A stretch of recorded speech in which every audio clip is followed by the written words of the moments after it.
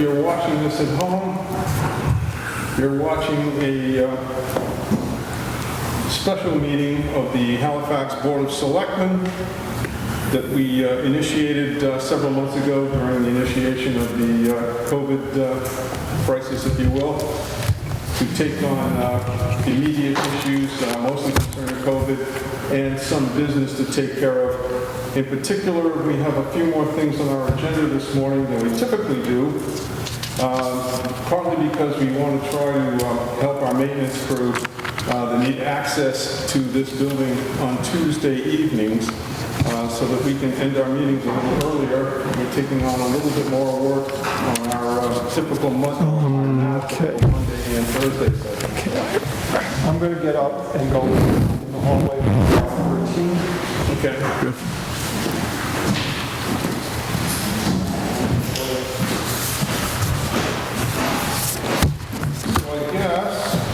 We should start with the COVID update first. Tom, what I would recommend, well, since these five people took time out of the day looking here, sports and activities. Oh, up here. I wasn't sure who was who, so.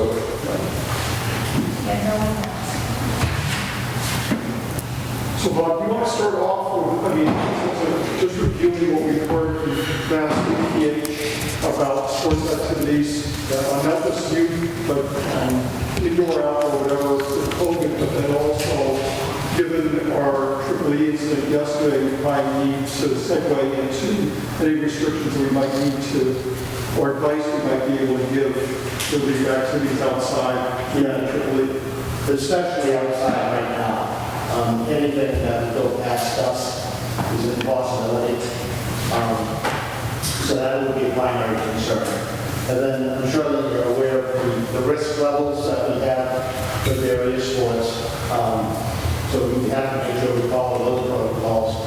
And there's also a sports compliance attestation sheet that came out from Mass.gov. So that you can adhere to that. Once you get into the indoor activities, it's everything from, what's the activity going to be? I'm not familiar with what sports you're playing indoors or what sports you're not playing indoors. So. Well, basketball, we're the only one that wouldn't start until, well, the boys can late December, for the girls early November, I believe, when they have tryouts. Because I think we'll have a more concrete answer. If I give you one today, it will probably change, within the next week or two. There are schools that are experimenting with that, colleges needed, so they will be on a bit of a learning curve, and we'll be here to help you out with that every step of the way. So that's one sport that, works in the bubble pretty well. Will it work in school? I'm not sure. I can't say yes or I can't say no. And I'm a huge basketball fan. So, our guidance from the Board of Health will be here for you, and we'll walk you through any step and time along the way. So the parents and other interested parties along with associations, can you give just a basic outline of some of the restrictions or protocols for the outdoor activities for soccer, baseball, softball? I mean, they're able to occur, obviously they have been, but as the summer's going on, this day is going back and forth, issues and details and everything like that. I don't know if everybody, especially with our TV audience, is aware that there are restrictions and what we're trying to do and not do. Exactly. So right now, when we talk about the outdoor venues, the parents that are going to be out there are limited to 50, I believe, we went from 100 down to 50 now. It's back up to 100. Excuse me? Yeah, it's back up to 100. If you were under the original 100 restriction, they had the 50 come out. So for softball and baseball anyway, we got an interpretation from the state. They have a helpline. We got the USA Commissioner for softball, but an interpretation that because we were under the 100, we were using the 100, I should say, not under 100. Because we made all the guidelines to start telling kids to under one parent, they're doing the 50, then we were told that we are okay. We don't get that high anyway, but we are okay to go over the 50 stay under 100. For a softball game, we're maybe 40, 50 anyway. But there's something in there the state interpreted for us saying that if you were originally operating under that 100 guideline, then you don't need to go down to 50, if that makes sense. Yes, It's in there somewhere. I totally understand that. And that's per field, by the way, so if you happen to have 4 fields, Oh, it is. soccer game going, and So- baseball game going, the same thing should apply to both fields. It doesn't kind of, It's not a total, it's each field as long as you can properly separate everybody, so. okay, that's a good one. In soccer, I believe, went from a level 4 to a level 3. Soccer, the league rules are 1 parent per child at the moment. And you can have, they didn't count siblings in that counts for some reason, but they said you can have 1 adult per child that's in the field. That means there's less coaches around.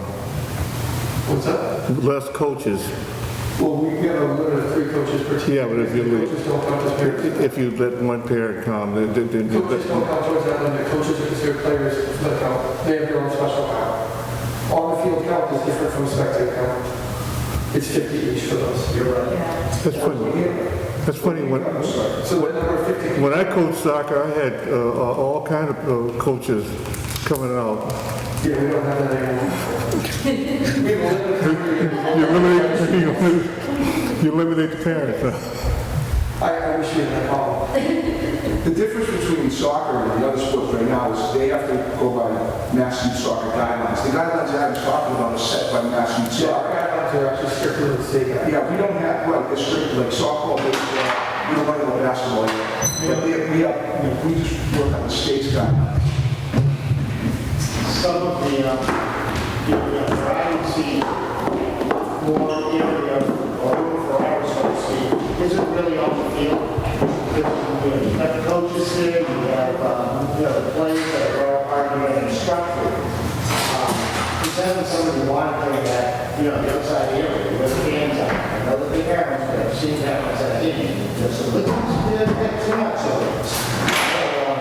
If there was anybody who would want to be off the ends of things, I think that would be helpful. So for soccer, the state's already told us we have to monitor that, and we have to actually check in with every single person that comes. So that will be helpful. Good. Are there any questions that you have for me?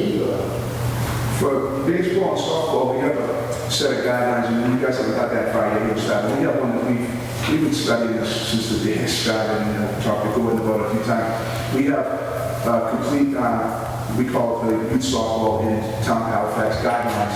And basically, there's 3 sections. One section is for the player, one section is for the parent, one section is for the coach. And they're all things they have to do, and it's all crafted out. That, we also added, we went overboard. We did more things than they were supposed to do because we want to keep playing, we want to keep it like that. So each parent has to read them. They have to sign what they got them and send them back. And it went pretty well this summer. I mean, we had other towns calling us saying, how do you get these people to do this? And we're like, well, we tell them if we don't do it, we're done. We always use the police station's right there, and they're watching us. And it really, good. That's the way it should be. And the guidelines really went a long way. We actually, you see all the signs, we put yellow signs up everywhere with where you can and can't stand. I went down there for 2 days with orange paint and with big markers where the kids have an orange dot behind the 6 feet apart behind each bench area. They put their bat there and they stay there for the game unless they're batting in the field. And it keeps the kids spread out, baseball and softball. And the parents have marks where they can only sit, and they're way away from play. They can't be near the dugouts, they can't be near the backstop. So we have really, I've been studying those since, they started coming out in different states. Some of them were months ahead of us letting the kids play. So we do, now I actually brought copies for you, and I left them in my car, so when I leave, I'll come back in. Excellent. No, that's good. I have been reading through it myself. And usually, anytime you start any program with more restrictions, it's a lot easier to relax something, and everyone's start to relax and try to build it up the way you need to be. So, it's company hearing that. Are there any triple E concerns for the sport? You guys? we've all dealt with it. Almost every wall we deal with You now. can't go in the dark anyways, you have to stop before that anyways, it's dangerous, so. Bob, you mentioned dusk earlier. I always found that dusk to dawn kind of a difficult thing to interpret because the days are starting to get shorter on both ends. What's the best way to try to determine what dusk is? I mean, are we waiting until it's dark or? Now, usually, as soon as you see the sun's, start to break through the horizon, that's an indicator of dusk, and usually, so, that's where I would start. One of our neighboring towns is usually almost like every couple of weeks. So September 1st, 6:30 is the curfew. A couple of weeks later, it goes to, I think, 6:15. I don't know exactly what it was, because we watch sports with them, and so we have to know. So we, honestly, with baseball, softball, and you guys, you play games on Saturdays, soccer. We're playing all our games on Sundays. So those games will be, what, 9? Yeah, midday is a We're long off at the time. There might be a practice during the week, but we'll tell the coaches you gotta be off by when the town says you have to be off at 6:30, whatever. I bet you they probably even have it online. But if you guys put time out, that would be easy for us actually, as administrators to say, gotta be off the field, like kids have to be in the cars by 6:30, kids have to be in the cars by 6 as of this date. And you get to October, you really can't do anything at night anyway. But it would help us give the coaches guidelines and the parents guidelines as to what time they should be off. That's the only reason I brought the question up, so that we were all kind of thinking on the same page, that's all. Different interpretations of dusk. Yeah, well, exactly. So 8 o'clock, and coaches say, I can see a little bit of light. Yeah. We're good. Kids are having flashlights, so. Yeah, exactly. Street lights are on, yeah. Anything else? Anybody have any other questions while we have our health agent here? No? Okay. Yeah, one thing. Feel free to stop down and watch a game. Just seeing you there, or seeing one of these guys there, really helps the parents remember what they have to do. The kids have been great at this. We all forget. I forget. Parents forget. Seeing you guys there does just... One of the officers was out behind the station early in the season. He was probably watching the cruiser, was watching the game. I heard about it from about 10 different people. They had an officer out there watching us to make sure we were doing it. Like, yeah, they did. The chief of police was going out there. So, hey, you know what? It's all. If it works, we use it. go over it, and we get this done. Alrighty then, I guess we'll move on. Thanks, guys. Thank you.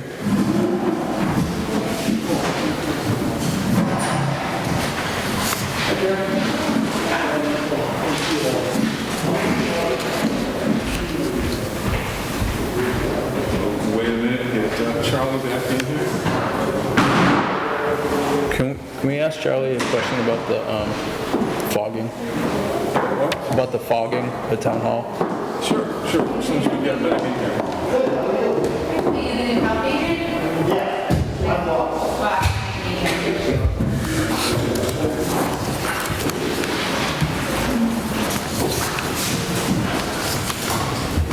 I don't know if any, I know the fire chief was giving you diagrams.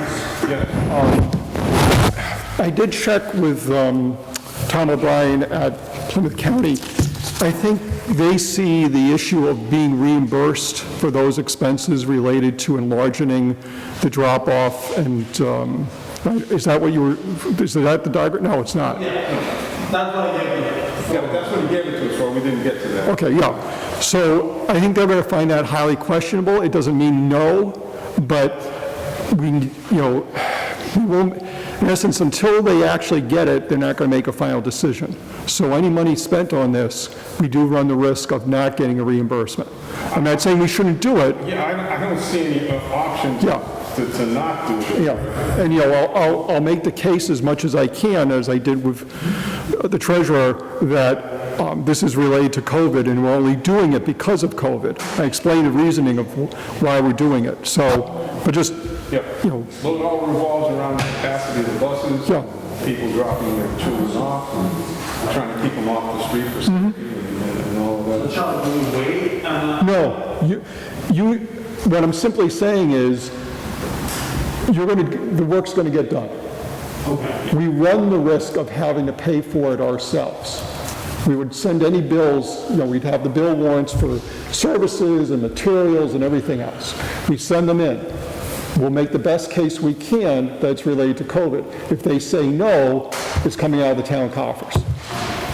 So the only reason that Steve has put his guys, they had already cut a lot of the trees down last year. Yeah. So he had 1 or 2 guys on overtime one night for 4 hours, just pulled all the stumps, which were a safety hazard anyway.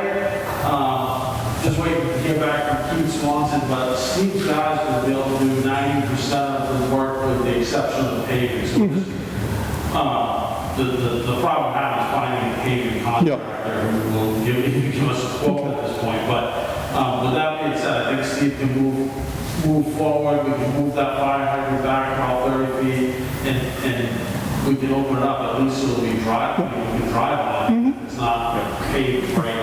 And we can do that in-house, which is... Well, 90%, it's just the actual blacktop will have to pay somebody. Right.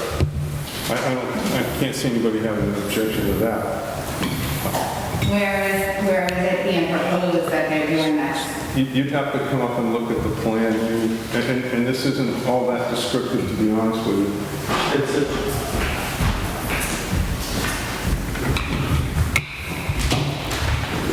That's where I thought it was. The road that leads to the tennis court. So just widen them. Right. Yeah, and then, so the road will be widened so that the people can get in and out better. Yeah, exactly. Just to try to get people off the street, mostly. Might be nicer anyways. Okay, I know you had a question, but we can take that up when we get to scheduling meetings, Okay. because that was part of the issue. Okay. So back to COVID, you might want to check with the chiefs and Bob if there's anything else with the board itself, if there are any other COVID issues at this point.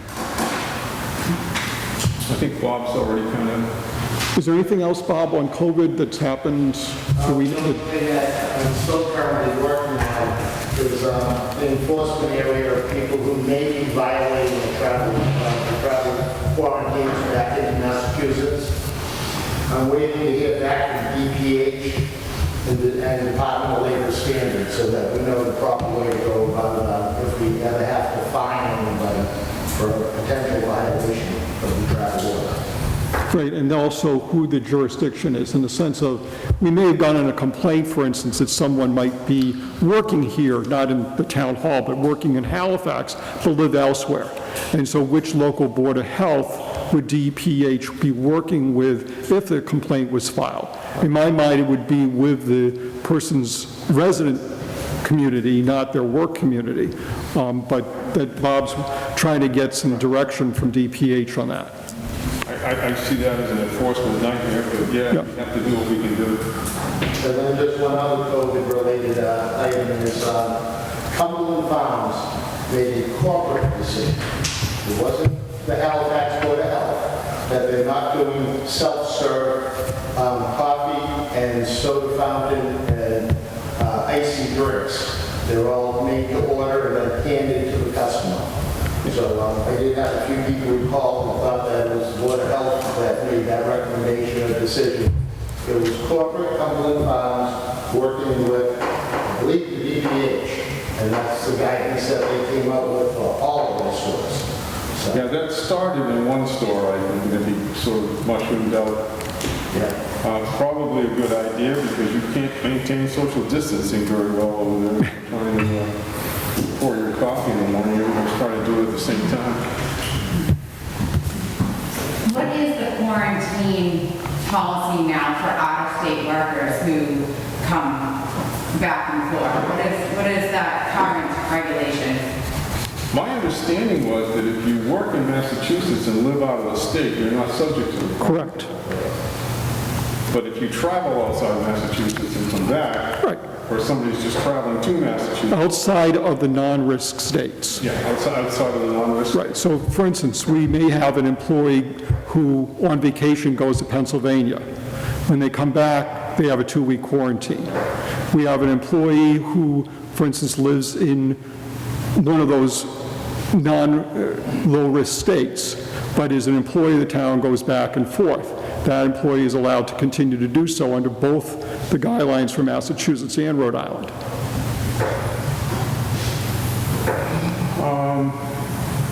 Chief Viveros, did you weigh in?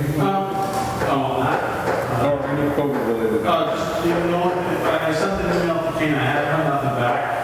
Just trying to find out what the school is actually looking for, the ways of masks and things like that, because we picked up that order of over 6,000 masks, well, altogether, it's 12,000 masks. We got the police department, front lobby stacked up with cases and cases of masks, so if they need, you know, other than seeing them, you know, I know like some towns had N95 masks, by the time they went to use them, they were all out of the way, so if we, any opportunity we have to use that supply, we should try to do that. Other than that, For the masks, were any ordered for the smaller child size, or are they all? No, this is just a supply that MEMA gave us, so they gave us 6,500 N95s, 6,500 surgical masks. We have almost 800 face shields, so if any of the teachers or anything want face shields, we have goggles and glasses, but we have, you know, so we have quite the supply. So if there's any departments or, you know, like the school, that they, before they order stuff, we might be able to fill a good portion of that. Just for clarity, in terms of the schools, all children except for kindergarten and first grade are going to be required to wear a mask? Is that how I understand it to be? That's the requirement for Halifax, yeah. That's A lot not, of masks. Are we providing masks, or so how's that going to work? the family is supposed to provide the mask, but if something happens to the mask during the day, then the school has to provide the mask, So so, you need to have some on hand is what I'm getting. yeah. Well, we had seen that initial list that the school nurse had put together. Yeah. I think all of us thought that it was absurdly small, that list. So Yeah. other than that, I haven't seen any list of PPE from the school, and I don't know if they are going on buying their own stuff, because we have a lot available. So, okay, I think I have 500 child-sized masks okay. that I use for.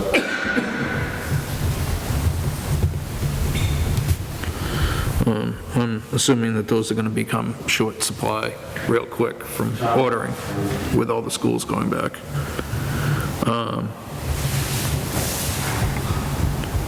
We good with that? Is there anything else for the school for COVID that you want me to bring back? I think you probably already did, and I'm not going to talk to Matt, about making sure that the buildings are properly flushed, the water systems. Yeah, Okay. Because that came down from our DEP yesterday, I believe. And that goes for any building, it doesn't have to just be a school, but it was any building around river pressure, they want a system so that we don't have that here. Not a whole problem. Chief Shops, anything? That's good, Well, that's good, I guess. All right, so I suppose we can move on. Tom, 2 and 4 are really the same thing. What happened is I was carrying stuff over from meeting to meeting, so the longer list, as in connection with a possible special on September 12th, is in number 4. Okay, so we should look at number 4. Yes, and we'll get back to number 3. So the thing, what obviously has been happening is that we've been pushing the town meeting along.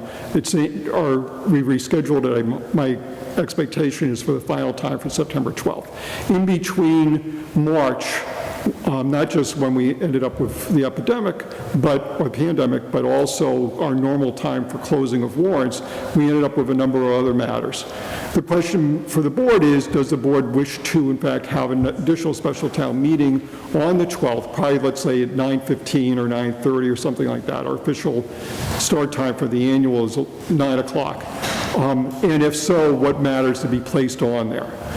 So as far as I know, that covers the topics that have come up during the last couple of months. I may have missed something, but I guess the first question is for the board is whether they want to hold the special, and then only if they do what matters they want on the warrant. Will it be necessary to carry on town business if we do have a special town meeting to take care of? Well, if we don't have a special, then the matters listed here, for instance, so we've talked about a heating, air conditioning project for the town hall.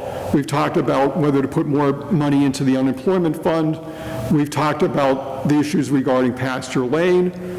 We've got the Council on Aging has reported their 2012 van is defunct. It would cost about $67,000 to replace. We've talked about additional money for traffic enforcement. We had talked about the zoning article for abandoned uses. We had talked about possibility funding from town resources, the proposed sidewalk along Plymouth Street from the two lobes of Cranberry Drive. And some of these probably are more urgent than others in the sense of, as an example, the Council on Aging van. Based on the description from the town mechanic, it's basically not usable at this point. They shouldn't be out on the road with it. But it means they'll be down, even despite COVID, they'll be down one van now. How, you'd have to talk to Susan about how much, but she's made the report, made the request. Much of the time, we would normally get a state grant to fund 80% of it, but that's about a year to a year and a half lead time. So it's not a matter of simply saying to the state, hey, we need a van, please give us grant money. You get on the list, you work with the Brockton Area Transit, and eventually you can get the van with a 20% match. In this case, unfortunately, we'd have to pay full freight. There's no possibility of anything retroactive? I don't know, no.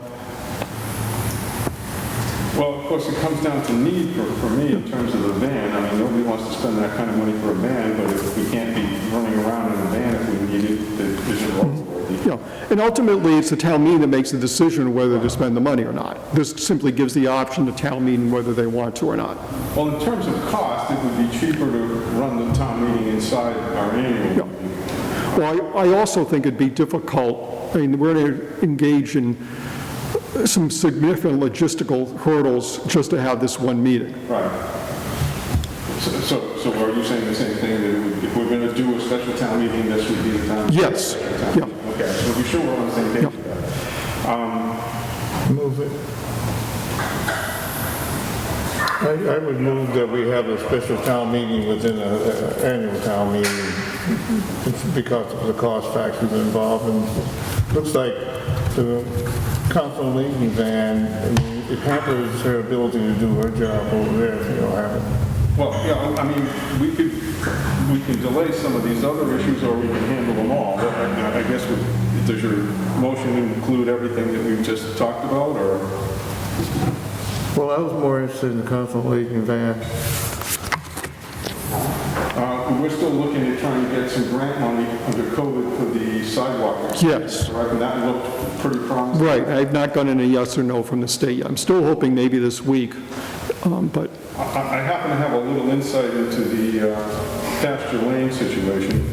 I think there's, I just happened to run into the engineer's office for something else and heard some conversation. I think there's one, maybe two possible resolutions to this that aren't that difficult, as long as everybody gets on board. It should be an easy, no, nothing easy. It should be a relatively easy fix if everybody's in agreement. There's definitely a path there, in my opinion, and maybe two paths to take care of this. So I don't know how pressing that is. I'm sure it is for the person who wants it on, but I think it can be done outside of this and make everybody happy. What are your two thoughts on how it will go? Well, it's a shape factor thing that's the problem, and I think that they can achieve the shape factor.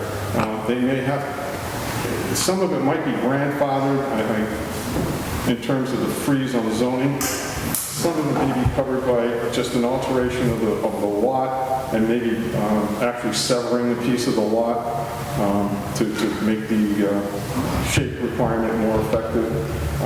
There's even the possibility, and this is way out there and I really don't even want to get into it, of actually making the lot that has no frontage more conforming. which isn't their lot, but somebody else's structure.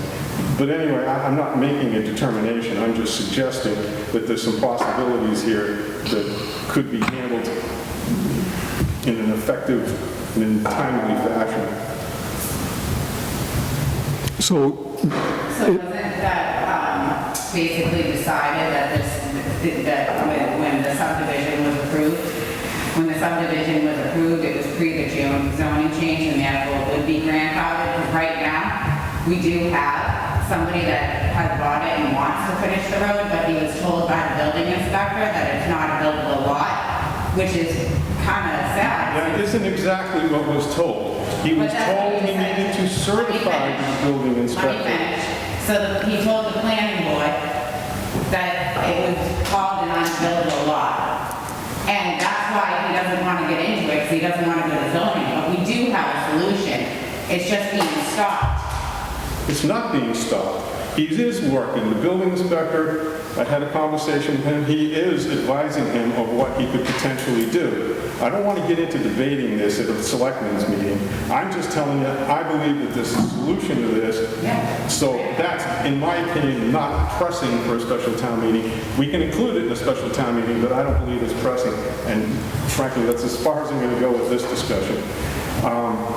The other items, does anybody have any concerns about anything else? What's the unemployment issue? simply that both Linda Cole and Sandy Nolan feels that given we're slowly, we are getting unemployment claims because of COVID. Mostly it's due because some of our employees work multiple jobs. So when they apply for unemployment, we're dinged also. I know it doesn't make sense, but that's under state law. We're still dinged. So we haven't had to pay out anything, though, since middle of March. So we're looking at possibly having to pay out a large sum of money, sufficient that it would greatly deplete what we've got in the unemployment fund. So the idea, and because it's not quite a line item, it's a fund, we supplement it every year or every other year, depending on what the claim situation is. What they would like to see is more money put back into the fund so that, for instance, if we don't have a town meeting until next May, after this one, then they'll have sufficient money to pay the unemployment claims if they come through.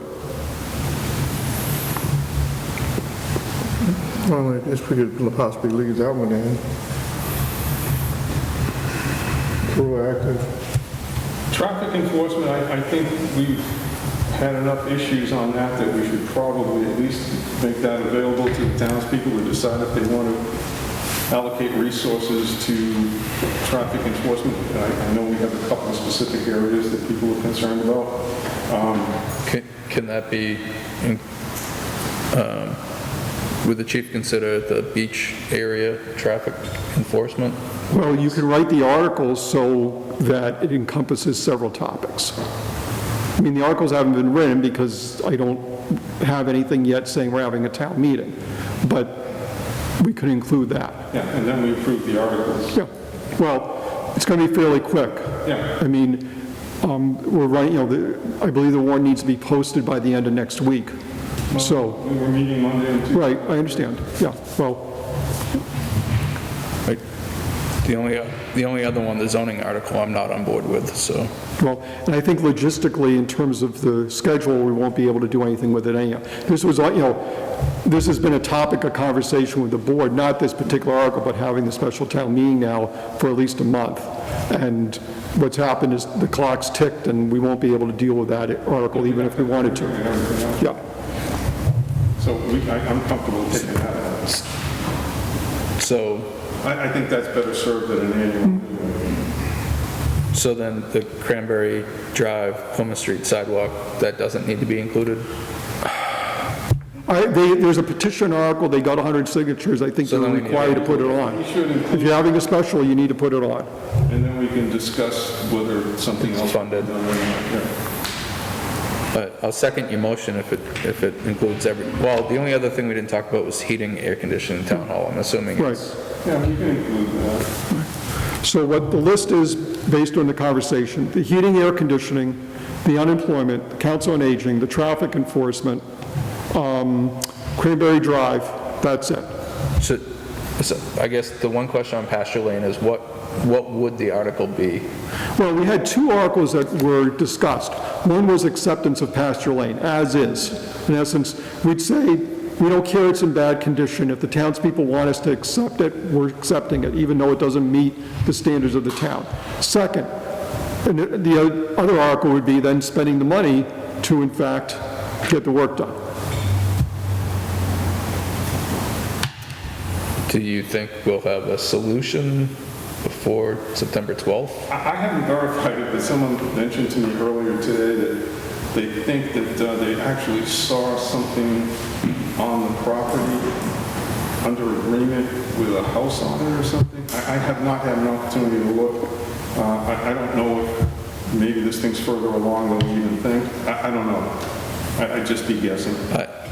I guess I would put the two articles on there, and if they're not necessary, I mean, it can be debated. It's been debated between our board, the planning board. I don't disagree with that. We can bring it up at town meeting. If something's already done, we can just say that something's already been done. So is the list that I gave, plus pasture lane, and the board would approve that as part of their motion?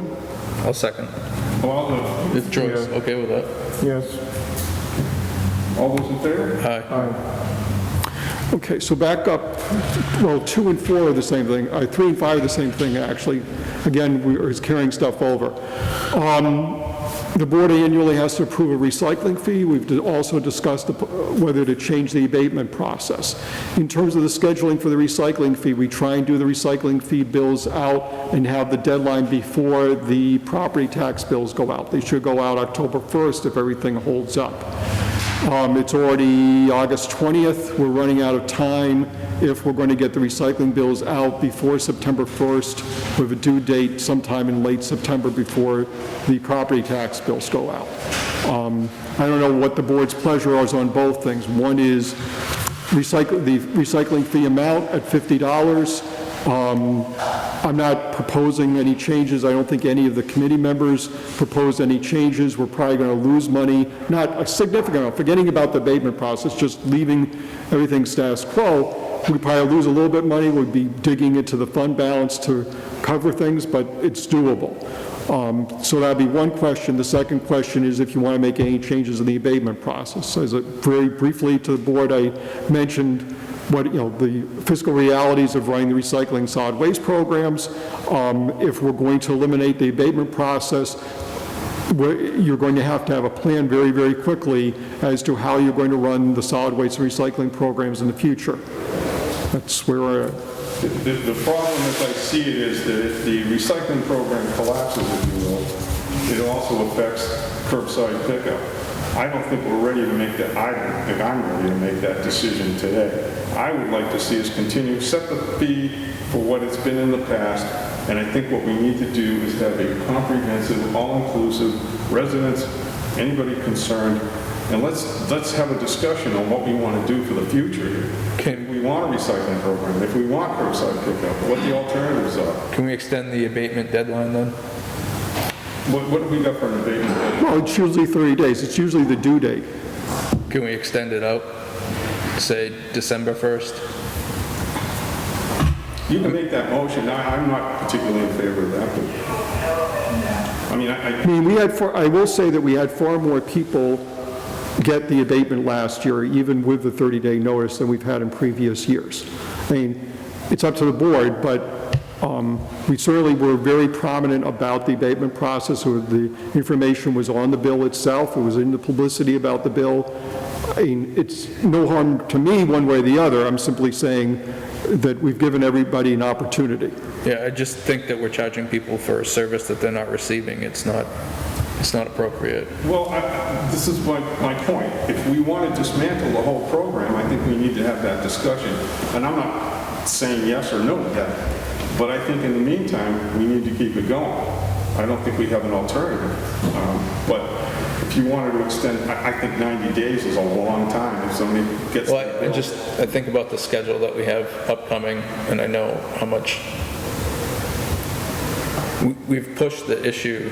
We brought it up last year, right around this time, and we were going to have the meetings, and just because of COVID, it was going to be in March. those meetings didn't happen, so I don't know what's going to happen in the next month or two, but I can tell you that my schedule and everyone's schedule for residence-wise at the school is going to be eaten up for September. So I don't think we're going to get much.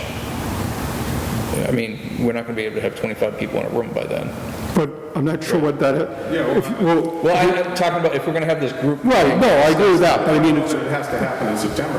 I mean, we'd be talking about a fundamental change probably in the future town meeting or special town meeting. yeah, the deadline doesn't necessarily coincide with trying to move the questions that you're asking right now forward. Those are on separate tracks as to when the deadline should be and then what you're going to be doing about the future. Okay. The deadline for now is to get the bills out, but we could do it, but don't want to have them come on top of the real estate tax bill. I wasn't asking to push out the deadline for the payment, I was asking to push out the deadline for the abatement. But we have to. Well, okay, the problem is you then start running into the late fee problem. Right. I mean, we tied the two in so that either people were going to get the bill abated, they don't pay anything at all. Because what happens is if they don't pay the bill but get it abated, there's, we notify the collector's office, no demand notice is sent out or anything like that. If, in fact, they don't pay the bill, it's now, let's say, October 15th, the demand notices go out. And then we go through this rigmarole of having to abate not just the actual fee, but also the late fee. And as I said, we had more people file for the abatement, get the abatement last year than we ever had. So the third, I'm not saying you can't do it, I'm just simply saying I haven't seen a reason yet to extend the abatement process. Even the tax bills are 30 days. I guess the tax bill, you get the services no matter what, not. The recycling bill, you stop getting the service. We don't actually serve anybody. In which case they can file for the abatement. We have no. But I'm saying we're charging people for, if they don't file the abatement, we still don't provide them a service. Which goes back to the argument that's being made that we eliminate the abatement process. But that is a decision that the individual has made, not to go with another vendor. Instead of going with the town, then they should have put in for the abatement if it's immediately when it comes through. But if they have another service. But this way, it's acting like a tax. You're making everybody pay. Okay, what I would recommend, if the board feels that the abatement process should end, don't do a deadline. Just eliminate it. Because that's the simplest thing of all. If the point of the argument is that we shouldn't do abatements, then don't. Vote that. But understand that you're going to need to change the recycling solid waste programs and how they're funded and whether we operate them at all. All I was looking to do was to give us an opportunity to have that discussion. Well, that's why I was saying 60 days. No, you were saying 90 days, right? Oh, 90 days. So, something. I just don't think 30 days right now and with what we're going through, we haven't had the discussion. We pushed it off. I just think we're kicking the can down the road to not have made the decision. Well, you could certainly make a motion. All right. I would make a motion that we have the recycling fee set at $50 and the due date set to October 30th. Okay, no. No, you're talking about the abatement date, right? Isn't The that- abatement, Well, the you just brought up the due date is 30 days, Okay. or 1 month, whatever it is. So if we issue them on September 1st, they're due October 1st. If you want to make the abatement process to the end of October, that's, Okay, so I'll make the motion then, set the recycling fee to $50, the due date 30 days, the abatement deadline 60 days.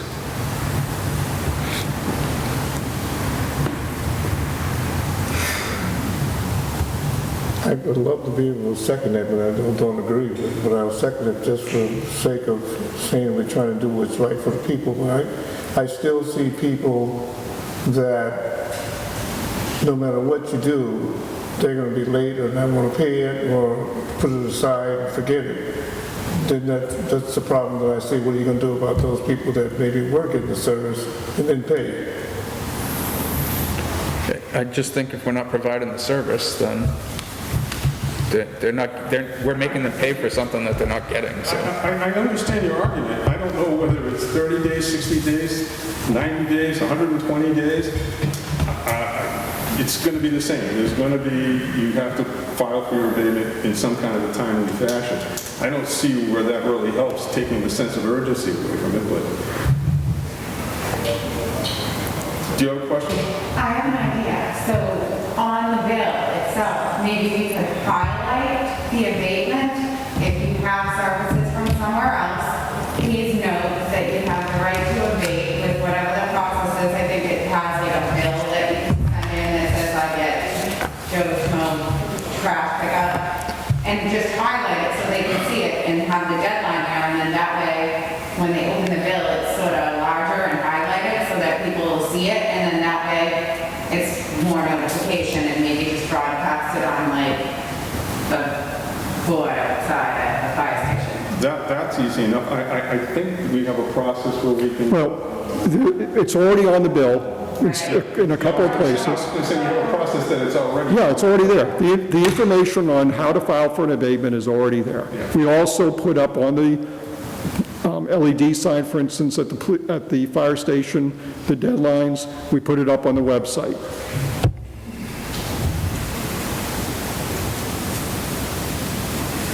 I'll second it. Okay, all those in favor? Aye. So $50, oh, no, okay. Sorry, I'm confused. It failed. Okay, fine. So I'll make a motion to set the rate at $50 and to leave the abatement deadline as it currently is. So it'd be both the bill deadline, the abatement deadline are the same date, 30 days after issuance of the bills. Correct. Second. All those in favor?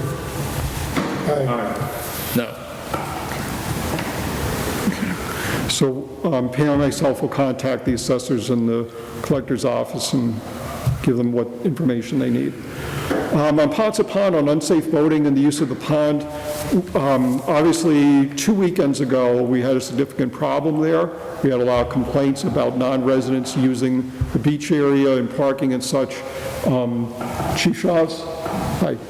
I'm on Ponce Pond, and I know the chief, I did tell the chief, even though he knew about it, I just wanted it on the record. So if someone's saying, well, did Charlie ever talk to him? Yes, Charlie talked to him. And did the chief talk to Charlie? Yeah, he did. And they did as well as they can. I think you said they ticketed a couple dozen vehicles. Officer Hanks is constantly down there. He's written probably over, without double checking, easily over 100 parking tickets, probably more. I think that weekend he actually called me at home to let me know, or to make me aware that I might be getting some calls from non-residents that complaining that there was enforcement tactics. I said, as long as you're doing the right thing, I have no problem with it. And then I guess there was issues with complaints about jet skis coming in to close the swimming area and people in kayaks and canoes. Unfortunately, we can't get out there. We got a boat. We no longer have a boat. I put a call into the Department of Police. They cover the entire state for them to give us resources for a day or a weekend. Very unlikely, especially now towards the end of the season. So it's something that we might want to look at next year, kind of set the tone early.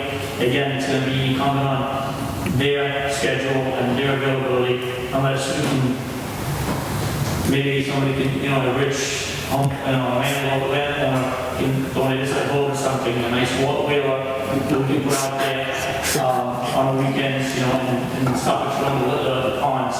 I know Lakeville had a bad accident. I think we can previous to our incident where two jet skis actually collided down a long pond. They do have a patrol. They have officers that go out there on weekends with their boat, so they were able to, to ticket the jet skis and boats and do safety checks on the boats and all that stuff. So it's an ongoing problem. I know we had parking signs going up. So the hope that alleviate some of the parking issues. But that's where we are right now. This year is an unusual year. It's almost like a perfect storm of problems over there. In the past several years, the condition of the ponds has been such that the ponds have been pretty much closed. And now we've got this COVID thing going on where people are staying closer and their possibilities for recreation are a little more limited. So we're getting more use of our ponds, and it has to be part of the spike in all of the issues over there. Anyway. So I have a petition here. This is in 24 hours. The town of Halifax has gotten this many people to sign this petition. It's in regards to the Halifax beaches. So this is what the residents are asking for. The residents are requesting for the town of Halifax to post new, while I'm talking a lot over here. What is it? Pardon? Like right over here, like just while I'm talking right now. I'm sorry, what's the question? Is it at 10? No, 11 and more masks. There's 10 in here. All right, because I couldn't breathe when I said. Yeah, I'm trying to help you. Okay, yeah, no, I know that. The residents are requesting for the town of Halifax to post new specific beach signs stating the beach use is for Halifax residents only. This beach is a deeded beach to the Halifax beaches and has been extended to Halifax. We as Halifax beaches and residents are not extending this right to other towns. We believe it will help the police officers enforce the trespassing of non-residents when they do their beach checks, because Officer Hanks on a side note is doing an amazing job. The signs will notify those who do not know the ownership and use is for Halifax residents only, and hopefully act as a deterrent. We, the people, also acknowledge that there is the ability for people to be visiting guests with the residents that are owners of the beach by residency and deed. So right now, currently, the sign's saying no parking, which could be a little bit of a loophole because they're walking over from Walmart and they're getting dropped off on jet skis. And the trash, if you've seen the pictures online, it's overwhelming. And today, I picked up a lot of glass, and so did a couple other ladies that they said, look at all this glass that is picked up, and it's from them smashing bottles. The jet skis that I saw were on the boat ramp, so would that be a jurisdiction?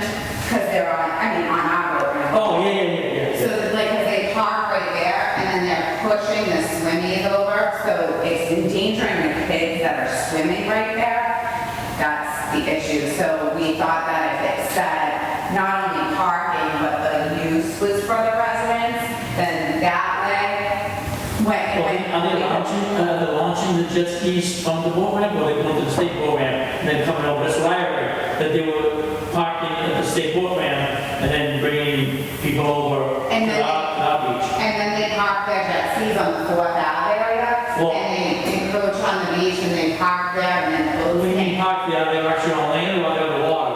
They're right on like the half man, half water. You know what I mean? It's Yeah, like- I get you. It's It's yeah. So that's the problem. So the kids are in danger. And then the trash is abhorrent, and their mouths are awful. And, if they were respectful, we could have probably wouldn't even notice they were there, right? But that's the problem, is they're causing fights, and it's a danger to our kids swimming. But we recently had the discussion about this, and some signage, to change signage and to talk about enforcement, and a lot of it came down to we're going to have to allocate some resources to it because we can't do it with the existing resources, and to try to come up with some procedures as to how you enforce this. Do you have to ask people for identification, and then to your point earlier, you run up against, well, I'm here because my nephew owns the property and I'm here with my kids and all of that. So this is something. Well, that's the thing, is that I think you're gonna be hard pressed that if I own a house on Lincoln Street and I have visitors coming home for the weekend, that I can't be at the beach enjoying the beach with my family or friends when I it kind of gets into the whole, this whole enforcement thing, this whole, and I know that, like Katie said, that there was, that rumors were, or that people were parking at other places, and then kind of just walking out, because. You can literally see them parking at Walmart. Al basically runs the plate number, snuff from Halifax, he issues a ticket. Right. I don't want him to, or any of my officers to go in and ask for papers, show me your papers, whatever. That's stuff like that. Yeah, I agree, that would be over the top, and I wouldn't want to ask them to do that.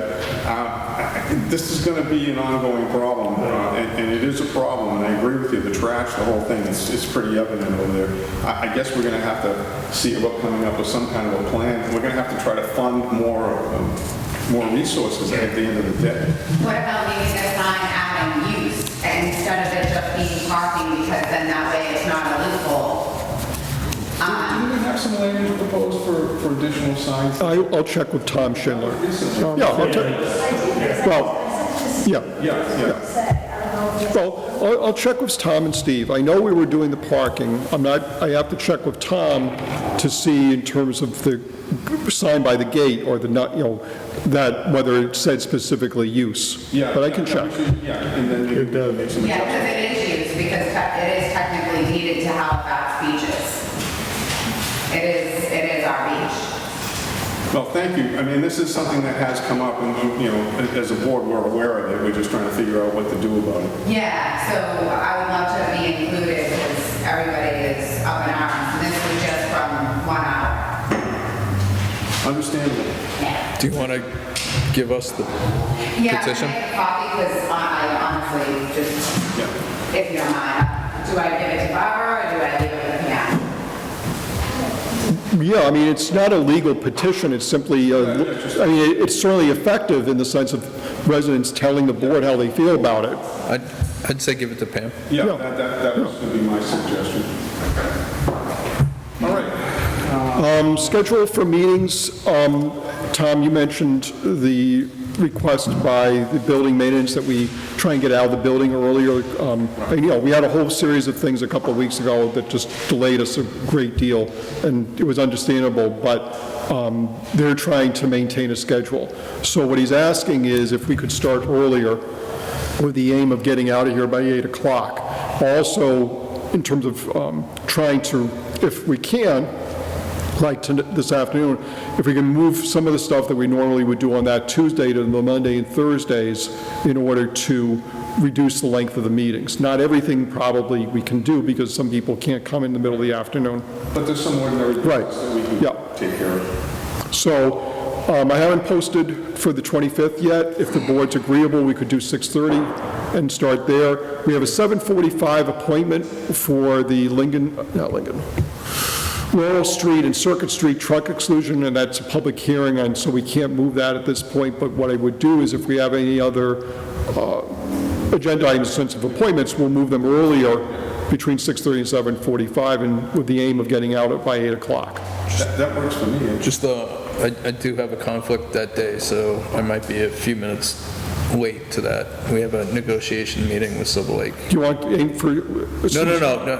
I'll just tell them at 6:30 we have the hearing. I gotta go. Well, 7:45 is the hearing. Okay. Yeah, and what we'll, I'll try and arrange the schedule, so if we have any other appointments, they're later in the evening, closer, 7:30 or 7:15 rather than closer to 6:30. We can do our business items at 6:30. All right, that's fine. Yeah. 6:30 works then. Is that agreeable to the board, that you have me post at 6:30 for the 25th? And Are you good with that? Sounds like a plan. okay, great, okay. The board did receive a lawsuit from Gordon C. Andrews I'm gonna leading to the Board of Selectmen, the ZBA, and the Planning Board, and 4 named individuals. This is a civil damages case. It's being referred to Town Council and to our insurer, and there's no action based on my conversation with council for the board to take right now, so I'm not asking the board to take any action. All righty, moving on. Decision for the animal control officer. The board did interviews a couple of weeks ago, or was it a week and a half ago, and I think we were hoping to do it Monday, but obviously circumstances didn't allow us to make an appointment. The chief has provided his recommendation to the board. I didn't know if the board was ready to make a decision on the ACO today. I believe I am. I've reviewed everything again. I've taken the chief's recommendation in consideration. Have you gentlemen had an opportunity to formulate a... I agree with the chief's choice. Chief, you're recommending who? I believe her name is Mrs. Amanda Ferry. Ferry, That's correct. Yep. From Plymouth Street. I think that she's a good choice and that she's had experience not only with vicious animals as well as dealing with people in the public. We had one individual that had a really good law enforcement background, but there was a problem there. We had an individual that was an animal control officer right now, but she said she wasn't applying for the job and changed. And I think the other two have less experience than Amy. I agree. Mrs. Ferry it appears to be a strong candidate, and she's local and available. I think that's probably the best, not probably, it is the best choices, in my opinion. I would move that we hire Ms. Annie, how to pronounce her last name? Ferry. Ferry, as a new animal control officer. I'll second it if there is no other second. All those in favor? Aye. Aye. Okay, just an update on receipt of acknowledgements for the employees for town's travel policy.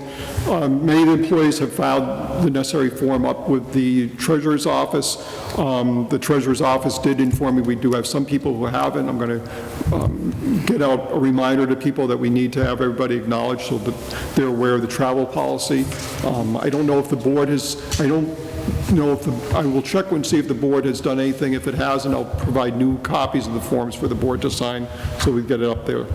I recall reading it, but I don't recall signing one. Okay. Probably you would be on signing it. We did receive a letter from a resident for traffic concerns on Ponce Street, Route 58. This is from the Lakeside Villa down to the intersection of Plymouth Street. Notably, again, we're dealing with truck traffic, not on Walnut Street this time, but on Ponce Street. She's recommending a couple things because she sees a number of trucks violating the speed limit, or also use what are called engine brakes, sometimes called Jake brakes, but that's a trademark, so we'll go back to engine brakes. I checked back on, if we went by the regular way of changing speed limits, we'd have to do a speed study that would set the speed limit at the 80th percentile of the vehicles traveling there, which is almost certainly going to be greater than 35 miles per hour. However, counting the number of houses in that stretch says that in fact this area would be considered to be thickly settled. So if the board wanted to declare it as a thickly settled area with a resulting speed limit of 30 miles per hour, it could. We would have to put those hybrid signs that we use in other areas, but it would qualify as a 30 mile per hour speed zone on that basis. On the engine brakes, MassDOT has specifically said that despite the fact you've seen signage in other communities, that if it is put up on a MassDOT road, meaning one owned and operated by the state, that the signage is not allowed and not legal. However, for good or ill, Halifax doesn't actually have any MassDOT roads. We have routes, but we maintain them, so the signage would be allowed. But you'd want to have that signage in connection with a bylaw, which would basically say that you're not to use engine brakes unless you're doing so in an emergency situation. So a bylaw, I'm not proposing it for the September meeting, but for some future meeting, the town could vote a bylaw to prohibit engine brakes in Halifax unless for emergency purposes. So, both concepts, there's a couple of things that might be done. I did send it to the Traffic Safety Committee members. I haven't heard back from any of them yet. I know the chiefs are here. And I'm not asking the board to have to do anything right now. We got the letter only a few days ago. The board could certainly take this under consideration, wait to get comments from the chiefs and the other members of the Traffic Safety Committee. Yeah, I think it should be referred to traffic safety to at least air it out and then come up with a recommendation. I think that would be helpful.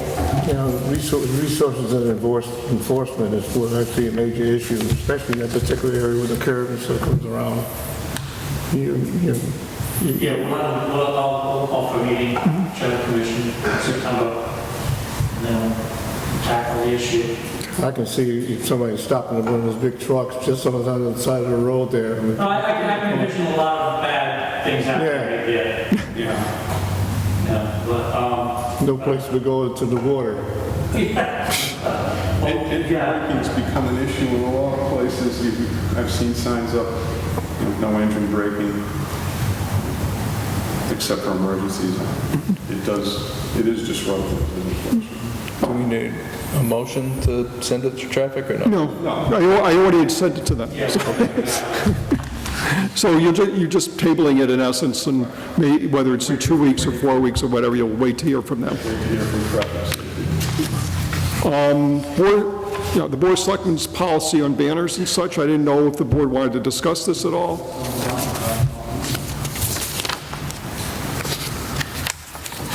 Does anybody have any thoughts on it? I didn't get a chance to read through yet. We could put it off until the next meeting. Want you to put it on for Tuesday? Yeah. Okay. Sure.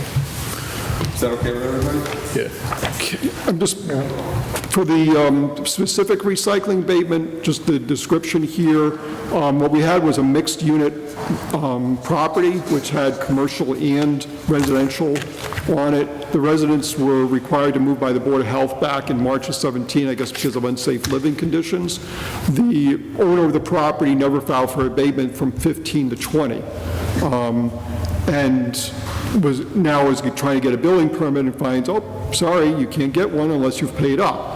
I've sent them the abatement forms, and that was only a few days ago, so they haven't sent them back. I just wanted to put this into the board's head so that you're aware of the situation if and when the person applies for the abatement. One possibility, obviously, would be, since we have proof from the Board of Health that, in fact, it was the town who said that 15, 16, and 17 would have to be paid, but 18, 19, and 20 wouldn't, because there was no possibility of having residents there. Well, especially with the town owner vacated, I don't see a problem with that.